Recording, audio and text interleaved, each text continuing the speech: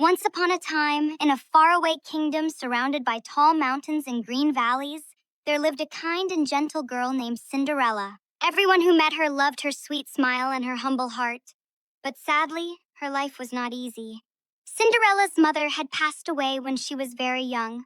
Her father, a good man who loved her dearly, felt lonely after his wife's death. One day, he met a woman who seemed nice and caring, and he decided to marry her so that Cinderella could have a mother again.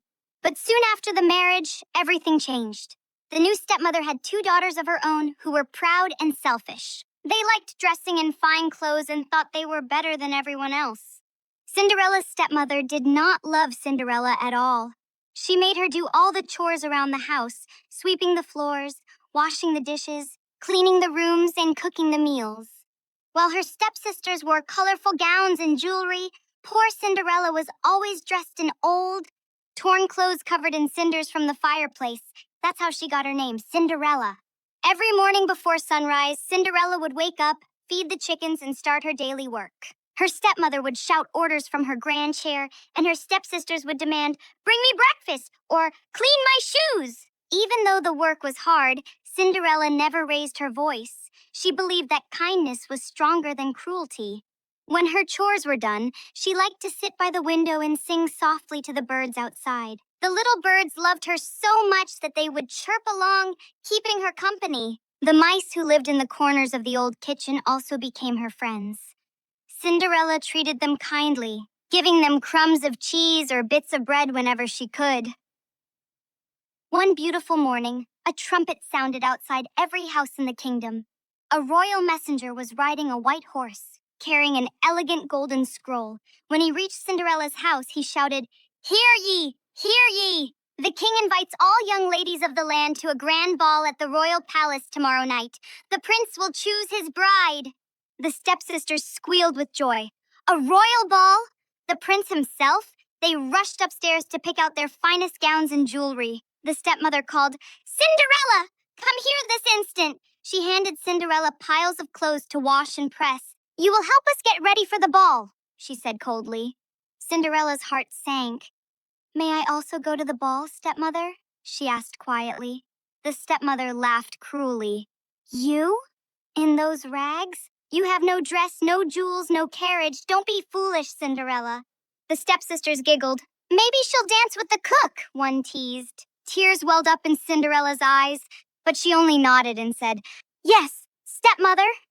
The next evening, Cinderella helped her stepsisters dress in their most glamorous gowns. She curled their hair, tied their ribbons, and fetched their fans. "Do I look beautiful?" one sister asked. "More beautiful than everyone," Cinderella replied with a kind smile. Deep down, her heart ached. When the grand carriage arrived to take them to the palace, her stepmother and sisters hurried out, laughing and chatting about how they would impress the prince. The door closed, and the sound of the horses faded into the night, leaving Cinderella alone in the silent kitchen.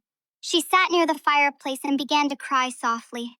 I wish I could go to the ball just once," she whispered.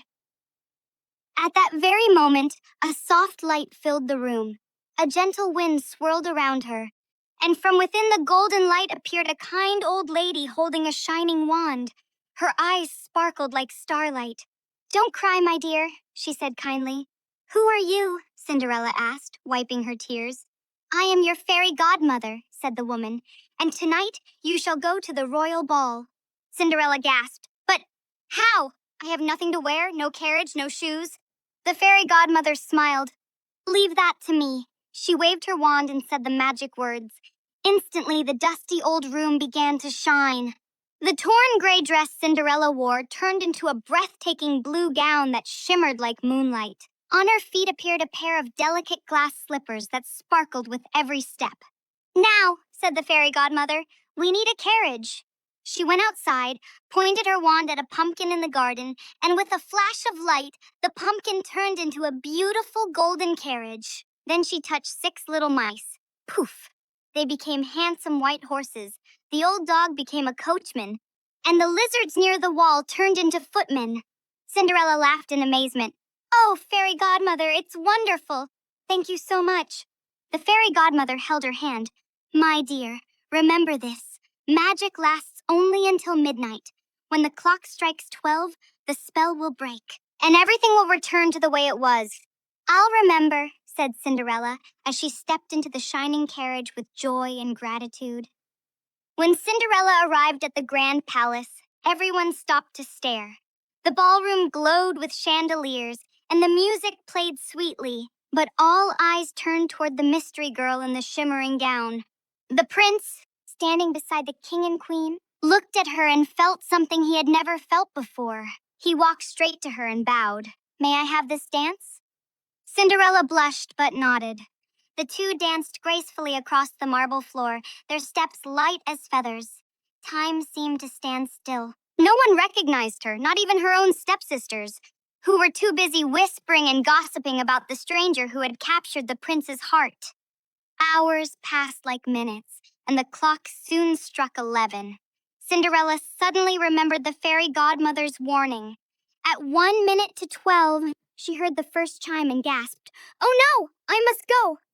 "Please wait," said the prince, trying to follow her, but she ran down the grand staircase, leaving behind one slipper made of pure glass. Before the clock struck 12, she disappeared into the darkness, her carriage turning back into a pumpkin, her dress back to rags.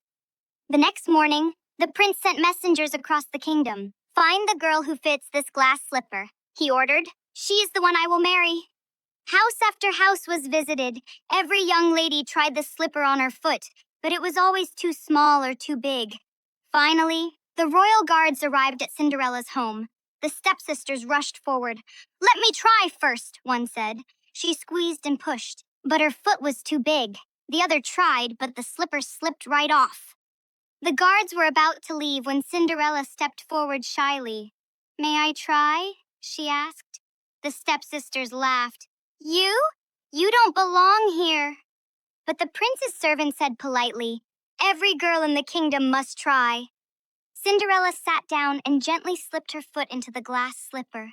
It fit perfectly, like it was made for her. Everyone gasped. The prince, who had come along, smiled warmly. "It's you," he said. "I finally found you." At that moment, her torn clothes changed again into the same beautiful gown she had worn at the ball. The stepmother and sisters were speechless. They begged for forgiveness, and Cinderella smiled kindly. "I forgive you," she said, because her heart was too pure to hold hatred. Cinderella married the prince in a grand celebration filled with music, flowers, and laughter. The whole kingdom rejoiced. The king and queen welcomed her with open arms, calling her their beloved daughter.